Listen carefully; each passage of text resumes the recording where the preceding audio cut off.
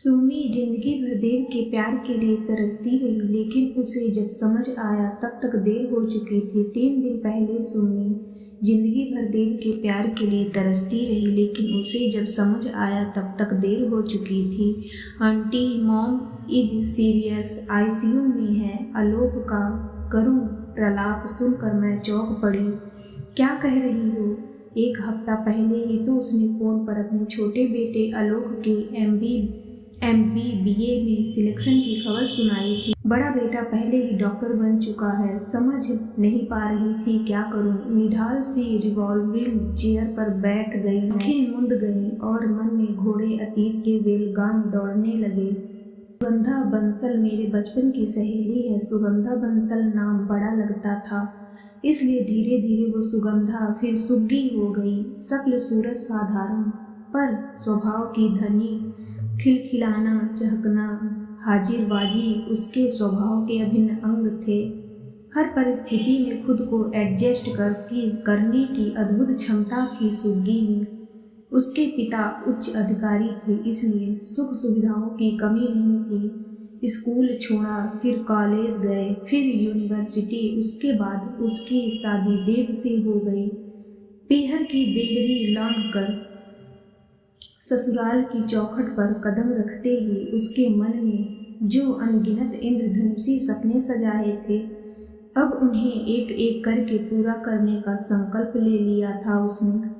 पूरे मनोयोग और निष्ठा से तिनका तिनका जोड़कर अपनी गृहस्थी संवार ही रही थी कि विधाता ने एक एक करके 2 ननिहालों को उसकी झोली में डालकर मातृत्व का गौरव प्रदान कर दिया। सुगंधा को तो जैसे व्यवस्था का बहाना मिल गया। शिशु को कब दूध देना है, कब सूप और कब फ्रूट जूस, इसी में उसकी दिनचर्या उलझ गई। शाम को वो बेसब्री से पति का पसंदीदा भोजन बनाकर उनका इंतजार करती। देव स्नेही तो थे, लेकिन भावनाओं को प्रदर्शित करने में हमेशा कोताही बरतते। घर गृहस्थी के कामों और बच्चों की जिम्मेदारियों में उलझी पत्नी उनसे स्नेह की कामना करती है, ये भी नहीं जानते थे। कोई प्रशंसनीय कार्य करने के बाद वो पति का चेहरा जरूर निहारती, पर उनके चेहरे पर हमेशा तटस्थता का ही भाव रहता था।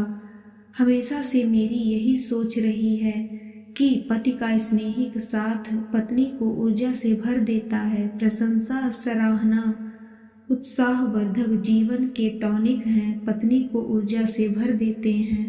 प्रशंसा, सराहना, उत्साहवर्धक जीवन के टॉनिक हैं, पत्नी को ऊर्जा से भर देते हैं। उचित सराहना के अभाव में स्त्री कुंठित होने लगती है, मन अवसाद से भर उठता है। कुछ भी करूं, प्रशंसा के 2 शब्द तो दुर्लभ है, फिर मेहनत क्यों करे कोई। सुगंधा तो थी ही भावुक, टीवी सीरियल हो या कन्या की विदाई, उसकी आंखें अनायास ही छलक उठती। धीरे धीरे पति की भावाव्यक्ति की कमी उसे खलने लगी। मैंने कई बार उसे यथार्थ से जुड़ने की सलाह दी, पर भावहीन जीवन जीने की सलाह कभी नहीं दे पाई। हम दोनों अक्सर फोन पर बात करते रहते थे। एक दिन मैंने उससे कहा, कल तेरे घर आ रही हूँ, मिल बैठकर बात करने का मजा ही कुछ और है। उसने कोई उत्साह नहीं दिखाया, फिर भी मैं नियत समय पर पहुंच गई। कुछ औपचारिक बातों के बाद मैंने उसे कुरेदना शुरू किया तो बरसों का दवा लावा अनायास पानी से भरे पात्र सा छलक उठा। मेरा हाथ पकड़कर जार जार रोते हुए बोली, सुमी, पता नहीं मेरे पति मेरी मौत पर भी रोएंगे या नहीं। मैंने उसे शांत करने की भरपूर कोशिश की, पर वो लगातार कहती रही, मेरे अस्तित्व को क्यों नकारते हैं देव। कभी कभी तो ऐसा लगता है जैसे मेरी निष्ठा, स्नेह और उनके प्रति अगाध विश्वास उन्हें छलावा लगता है। अपना कर्तव्य निभाने में कभी कोई कसर नहीं छोड़ी मैंने। ऐसा लगने लगा है जीवन की छोटी छोटी खुशियाँ मेरी मुट्ठी से फिसलती जा रही हैं और मैं चुपचाप देखती जा रही हूँ। मेरी धृष्टता तो देखो, इन सब के बावजूद मेरी जिजीविषा नहीं मरती। उसे संयत करने के विचार से मैंने कहा, सुग्गी तू गलत समझ रही है, देव अंतर्मुखी हैं, भावनाओं को व्यक्त करना शायद उन्हें नहीं आता, लेकिन इसका मतलब ये नहीं कि वो तुझसे प्रेम नहीं करते। ऐसा कौन सा पारिवारिक दायित्व है जो वो नहीं निभाते। मेरी बात बीच में ही काट कर वो बोली, जो खिलाया बिना कोई प्रतिक्रिया व्यक्त किए चुपचाप खा लिया। सुबह ऑफिस जाकर शाम को वापस लौटकर अपने कमरे में जाकर बैठ गए। बीबी बच्चों से महीनों अबोला रखकर पारिवारिक दायित्व निभाए जाते हैं। कर्तव्यों को बोझ बना देने से वे शीघ्र पूरे हो जाते हैं क्या? मोतियों की माला की तरह पूरे परिवार को प्रेम की डोर से बांधना पड़ता है। मुझे सीमित आय से कुशल गृह प्रबंधन, बच्चों की आवश्यकताओं को कैसे पूरा करती हूँ, ना कभी पूछा, ना ही मैंने बताया। किशोर होते बेटे पिता के सम्मान को ठेस ना पहुंचाएं, इस कोशिश में हमेशा सेतु ही बनी रही। लेकिन मेरे इन प्रयासों की सराहना करना तो दूर, कभी देव ने देखने और समझने की कोशिश भी नहीं की। एक बार कह देते कि मेरी सारी शक्ति ही तुम हो, ऐसा घना वृक्ष जिसकी छांव तले बैठा मैं अपने कैरियर की बुलंदियों तक पहुंचने में सामर्थ्य हुआ हूँ, तो मैं निहाल हो जाती। प्रेम की याचना करते करते मैं थक चुकी हूँ, पर देव अपने सिंहासन से उतरने को तैयार नहीं। वो जैसे अपने मन का सारा गुबार निकाल देना चाहती थी। अब तो अतीत की बातें करने लगी। तुझे याद है ना, कॉलेज के दिनों में मैं जिंदगी का हर पल छक कर जीना चाहती थी। अभी भी मन करता है मैं कुछ कहूँ और वो कुछ सुने, पर उन्हें मेरी बातों में कोई दिलचस्पी नहीं है। सब कुछ मेरे मन के अंदर ही दबा हुआ रह जाता है। देव ही मेरे जीवन का केंद्र है और देव ही परिधि भी। मैं सोचती थी कि मेरे जीवन में रूठ, मनोबल, मनमुटाव सब कुछ हो, लेकिन संवादहीनता ना हो, पर वो ही मिला। Dev is heartless, he is heartless. कुछ देर तक मौन पसरा रहा। सुगंधा ने फिर से बोलना शुरू किया। अब मेरे पति करियर के शिखर तक पहुंच चुके हैं। बच्चों का भी करियर कुछ दिनों में बन ही जाएगा। अब मेरे जीवन का क्या औचित्य है, किसी को मेरी जरूरत भी नहीं है। बहुत जी ली। अब तो ऐसा लगता है जब खुशियां बांटने के लिए देव को जीवन साथी की जरूरत पड़े, तब ईश्वर मुझे अपने पास बुला ले। तभी शायद इन्हें मेरी अनुपस्थिति का एहसास होगा।